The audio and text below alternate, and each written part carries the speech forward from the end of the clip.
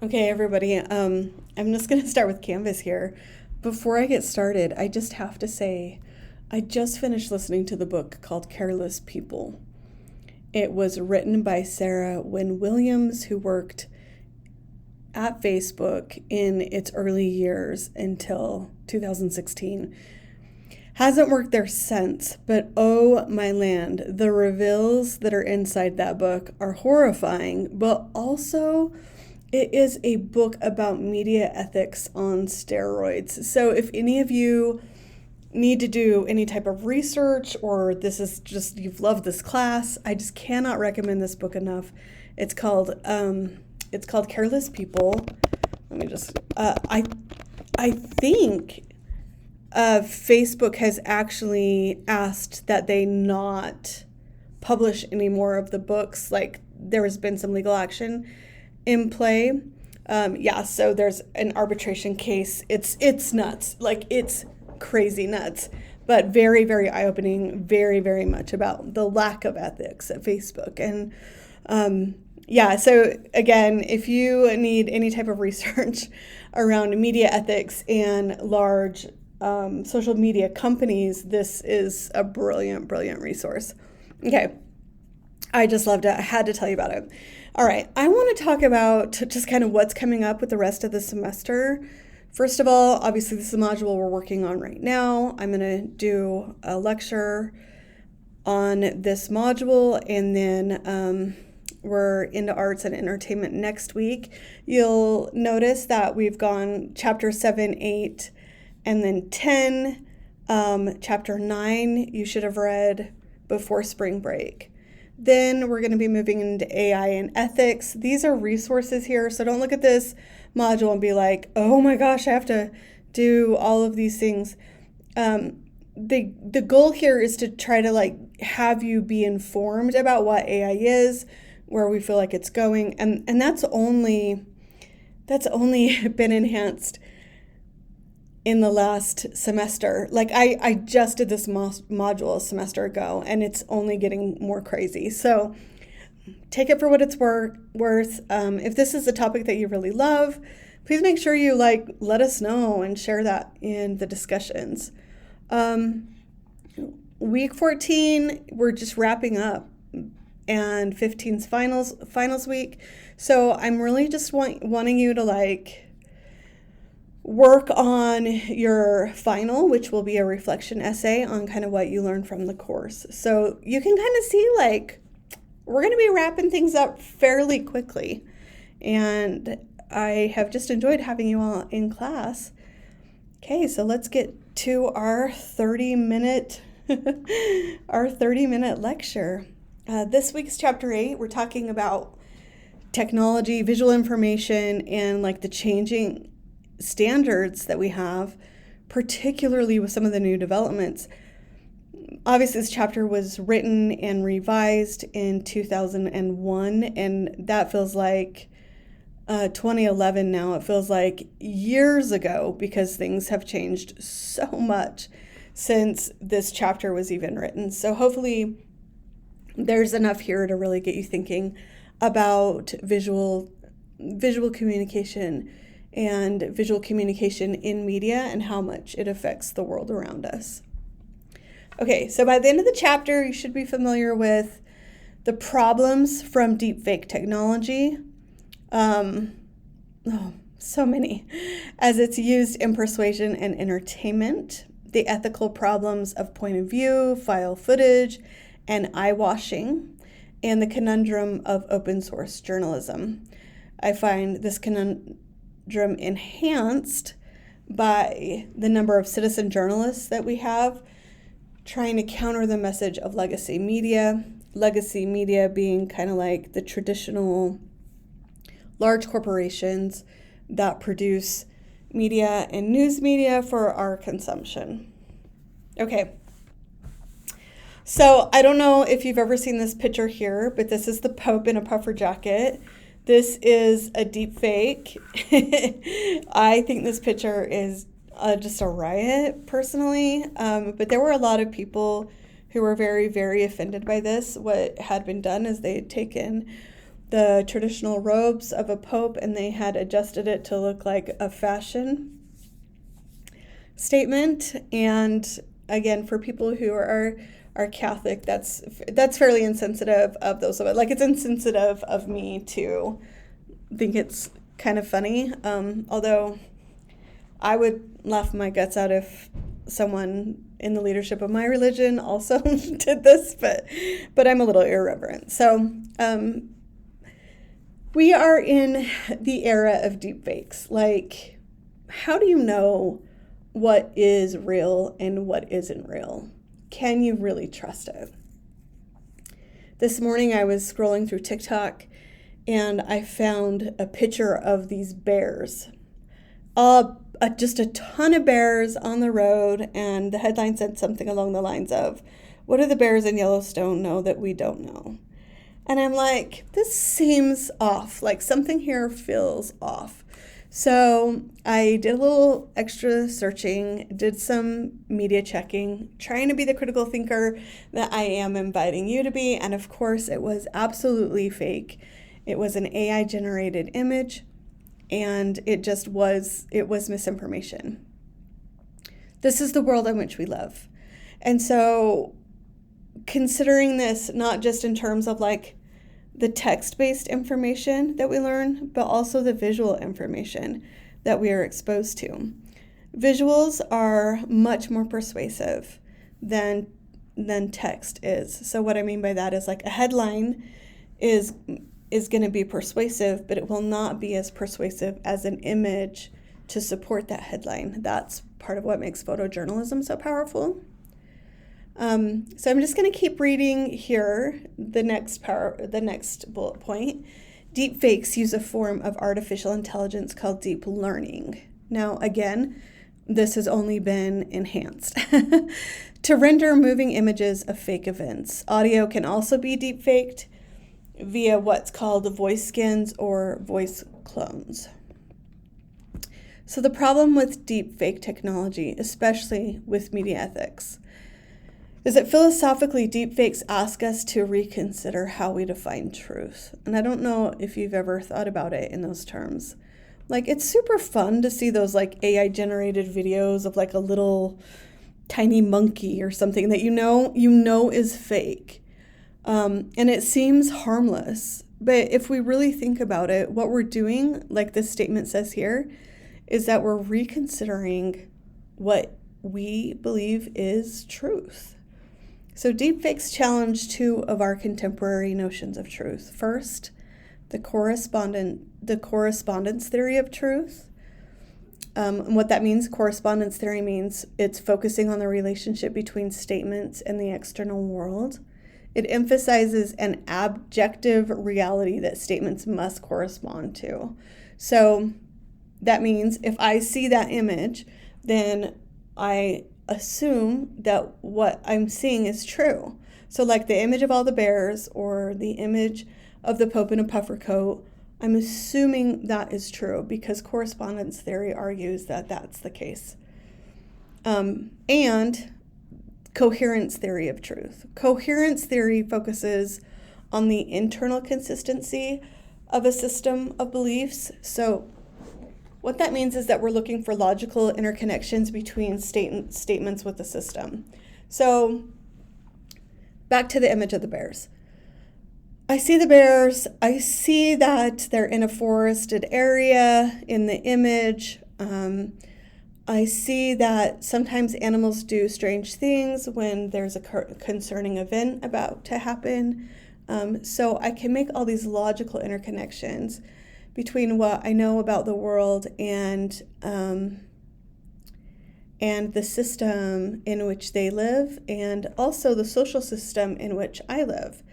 And so I'm gonna assume that that's true, unless I am media literate, right? And I kind of take it to the next level and fact check and try to figure out what exactly is going on.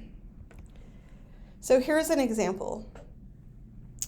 So I'm going to share this. I'm actually not going to play it. I'm going to let you play it. But one of these images is a deep fake. And if you click here, you can see which is the deep fake and which is not the deep fake, and it's quite alarming. So I would like you to look through the PowerPoint and kind of click through and watch the video where the Canadian Broadcasting Channel kind of compares Morgan Freeman's deep fake and an actual image of him or video of him side by side. It's very fun, very eye-opening. I know many of you are probably very familiar with this process, but seeing it side by side is something altogether different. It's very, I guess it just lends to this idea of like, it is so easy to be deceived. So anyway, I would encourage you to go watch the video. I can't actually play it on here and record it. That would be in violation of copyright, but I do really invite you to go and look at it because it, like I said, over and over, it's crazy. Okay, the challenge here is that deepfakes are crazy profitable. So in the entertainment industry, where deepfake technology has been used to recreate images of celebrities who have died while in the midst of significant projects, that can be hugely valuable. Creating fakes in images that are fictional. So an example of this might be the Planet of the Apes. Avatar, another great example. Even though those are not deep fakes, the imagery is so real that it feels very convincing, but it's also crazy profitable. Okay, but in addition to that, we have this challenge with pornography. So the AI firm Deep Trace found 15,000 deepfake videos online, more than 96% of which were pornographic, and 99% of those deepfakes mapped the face of female celebrities onto the bodies of porn stars. Okay, that's a problem, right? Like,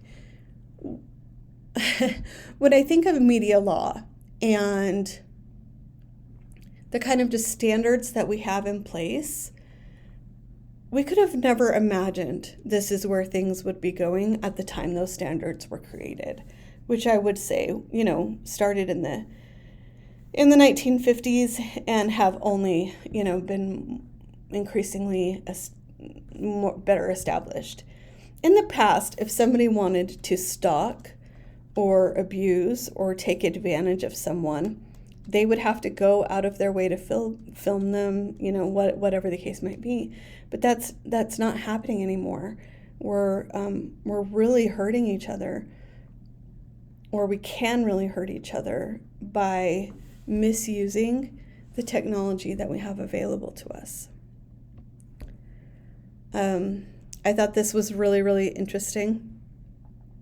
So this is a book that was written by Glenn Beck with Justin Haskins. Justin Haskins is Glenn Beck's author, basically. He writes the book for him, and Glenn Beck gives him the ideas.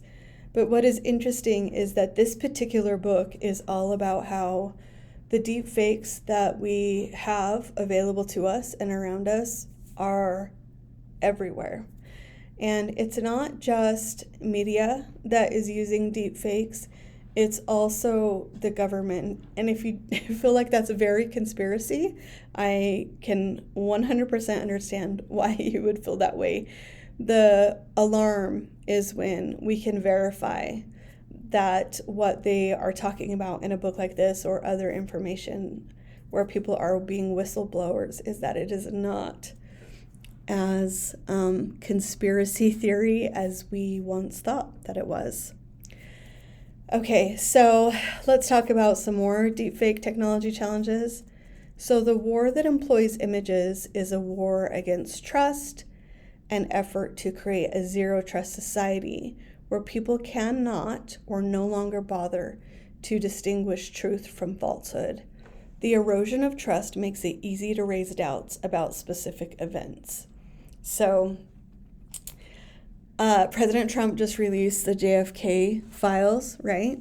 As I understand it, just the sheer volume of documents is overwhelming, and people are having to use AI just to evaluate evaluate the number of documents. But it was never in the minds of people to consider the fact that there may have been projects involving the government that would intentionally erode the trust of the American people. This is like the government warring against its own people, and that's what we're seeing. So an example of this would be Operation Mockingbird. If you would like to look into this a little bit more, these are very alarming projects that were engaged in by the CIA that basically used a sort of deep fake technology, which has only evolved over time, to use propaganda against the people in the United States. Oh, it's very, for someone who loves studying politics and wants so badly for society to be a good place, it's just so alarming to see things like this. So again, if you're curious about more information that kind of fits into this category, you want to look for Operation Mockingbird.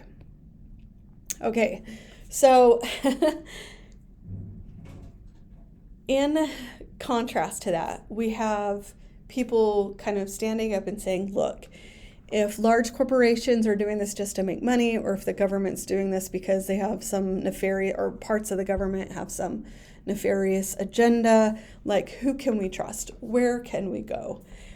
So this gives to the rise of citizen journalists, and citizen journalists can have a really profound impact on the way we see the world and what is happening. If you're on the right side of like Instagram Reels or TikTok or whatever it is that you might be using, you'll be able to see that there are quite a few people out there who are like, hey, look, I'm going to collect and report and analyze and disseminate the news as I see it, as unbiasedly as I can, because I don't feel like the legacy media is trustworthy anymore. This form of journalism is often facilitated by modern technology. So if we didn't have smartphones and we didn't have social media platforms, we wouldn't be able to have the sheer number of citizen journalists that we have now. But because these are in place, we can have them. And what this does is it allows ordinary people to report on events as they happen. And in truth, the book Careless People is exactly that. It's someone who is not using a social media platform, but using an older media, a book, to basically describe what has happened and to kind of report on what the inner circles of Facebook look like in the early days. Nowhere in the concept of citizen journalism is more accepted than in photography and videography.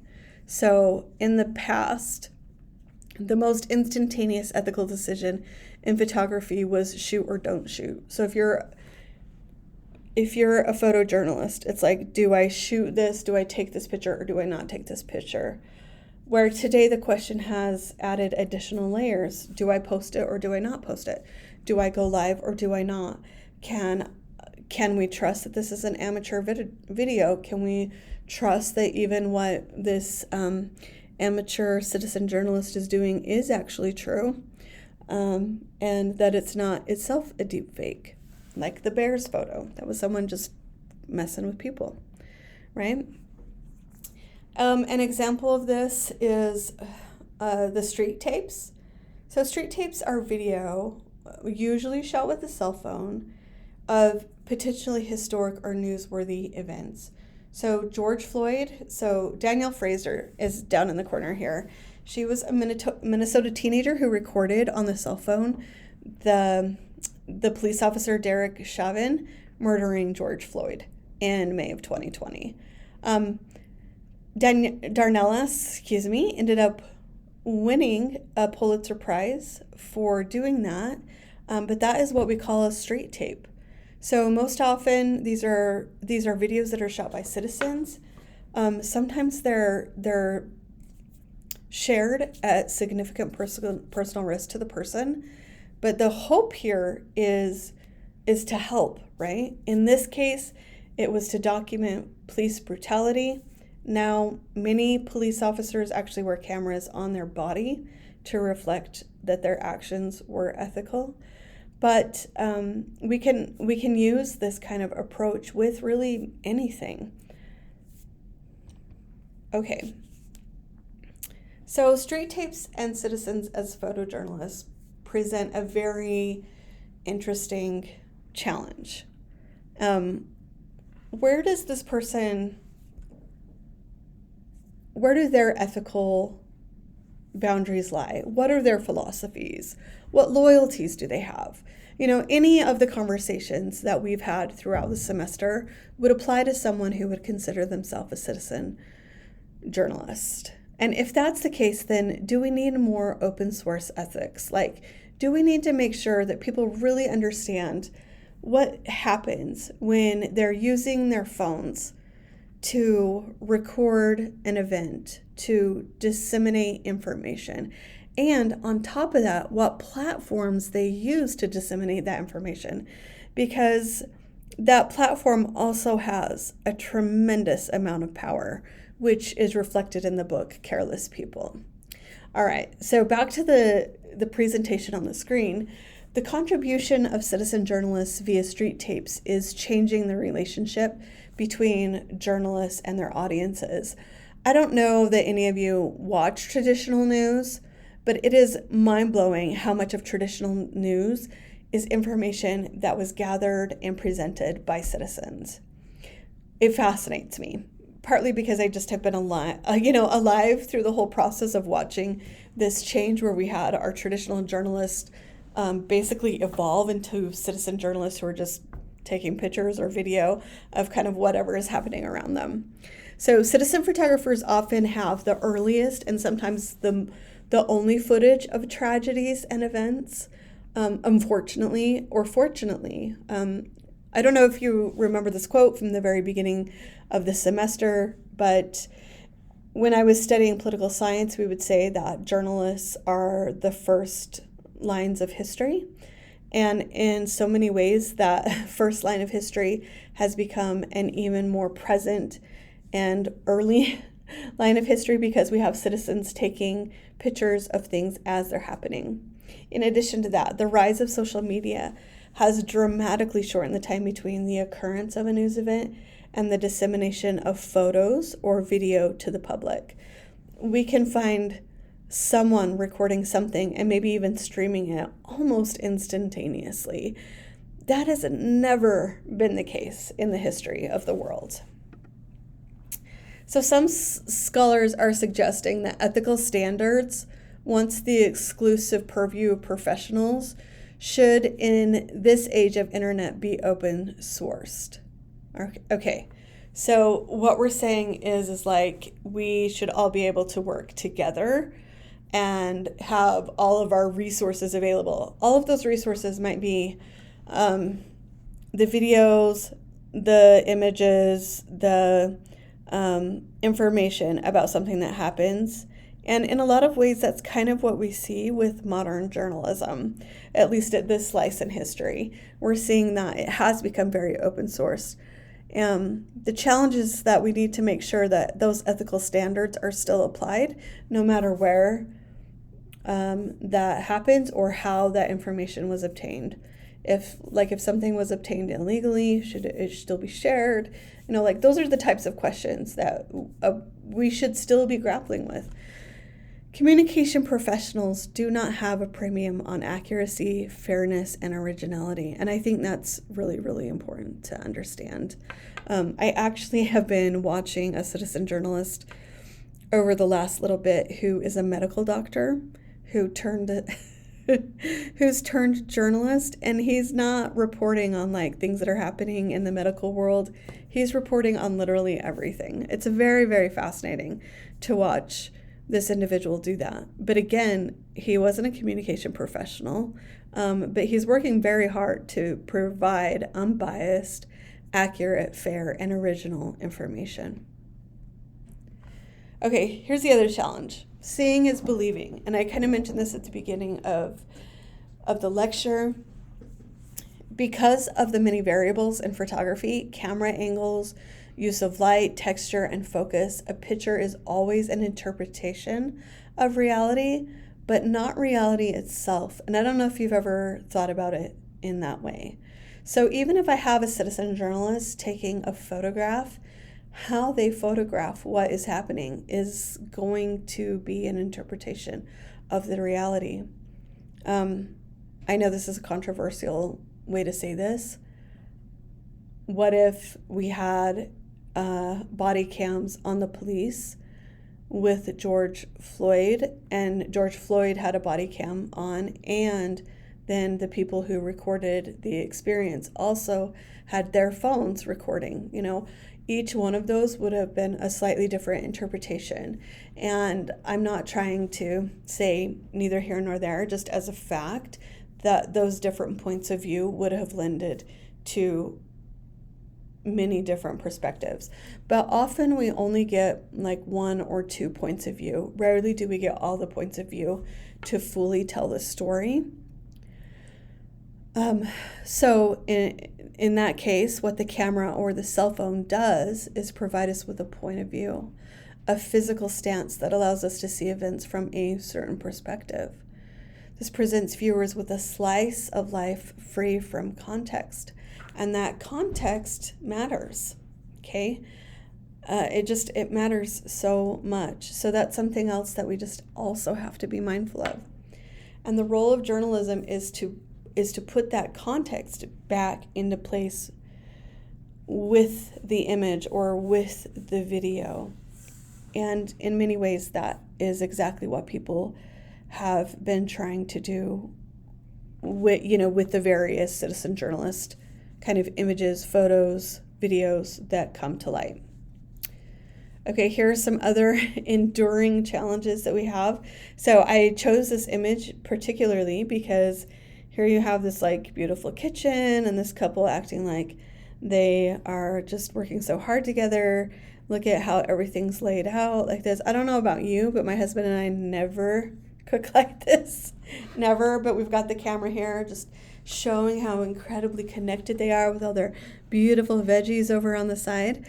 So it's just so important to understand that staging also makes a huge difference, both with photographs and video. Mirror photos versus window photos. So a window is an objective picture of reality as the medium, where a mirror attempts to subjectively recreate the world in whatever image suits the photographer. Mommy bloggers are the queens of this, and I don't know how aware you are of the Ruby Franke and Jodi Hildebrandt scandal. This is a local scandal, but I think one of the things that's coming to light there is just how much mirror photography, how much of these mirror photos were in place where it's like, okay, do it again, and putting tons of pressure on the children to perform in a certain way or to function in a certain way for the sake of the family making money. Now, I'm not saying that is inherently good nor bad, but in the case of Jodi Hildebrandt and Ruby Franke, it becomes so extreme that it had become abusive. And obviously they're in prison right now because that abuse was so extreme. Okay, so the problem comes in the substitution of one for the other. So it's a form of deception, right? It's a form of deception to say, oh, this image that I'm providing for you is a window image, when in reality it's a mirror image. It's not portraying things as they really are. Okay, so I'm getting close to the end of my time, but I want to get through all of these slides. Selective editing is redundant. So all editing is selective.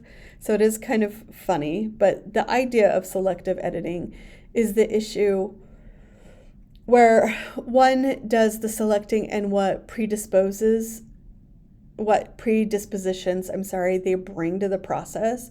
So for the editor, is there a certain image that lends to a type of curation? So if we talk about mommy blogging, is there a way that a child shows up that is funnier from one angle than it is from another angle? Well, because I want more views and everyone loves kids and kids are funny, then I'm gonna predispose my editing to making sure my children seem as funny as possible, right? Viewers evaluate new photos according to print standards, linear and logical. So what that means is like when we see content, we are constantly evaluating it to make sure that it makes sense. But the truth is that video and photographs are rarely neither, because they've been edited in a way to suggest that's what's happening, when in reality that's rarely to never what has happened. As long as readers think that seeing is believing, that view becomes a promise between the media and the audience that photographers and videographers should be hesitant to break. So that means I shouldn't be filming one thing, taking it out of context, editing it into another thing to suggest that an event may have happened that didn't actually happen. I hope that makes sense. I hope that wasn't too vague or abstract. What this is saying is that we need to maintain some integrity, that the events did happen sequentially, and that our reflection is a sequential of reflection. Okay. Eye-washing. Eye-washing is this process where decoration for a story bears no genuine relationship to it. So some news organizations will use pictures that are not directly related to the story, or they'll use file or stock image that they say is related and it's also not related, even though it's clearly labeled. Or others limit the shooting of eyewash only by insisting that occurred in public view. So what that means is like there was something that was shot, a video or a photo that was shot in a different context, but we're saying that it's a congruent context. Television and print media have a voracious appetite for visuals. And so what that means is that we're always trying to gather as much, as many visuals as possible. But if we're using them unethically, meaning if we're using them in a way to deceive or to provide propaganda, we probably shouldn't be using them. Well, I'm going to stop here because I agreed that I would only do 30-minute lectures, but I do want to encourage you to look at aesthetics and ethics. Like, what do we share because it's beautiful or because it promotes a certain image? These images are really profound, and they were chosen for this slide on purpose. So I would like to invite you to really question them.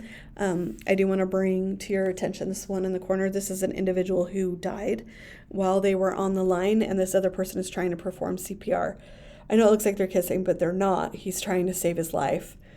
And this is a war camp. And here we have a gentleman carrying around a baby in a war camp. Like, there is just so much going on in these. This is another scenario where somebody pulled a knife on a leader in the Chinese Cultural Revolution. It's just, these images can be really beautiful, but also really, really alarming once we understand the context. So that's the end of our lecture for this week. I'm sorry it's been a couple of weeks, but I want you to know I'm thinking of you, and I hope you have a beautiful time.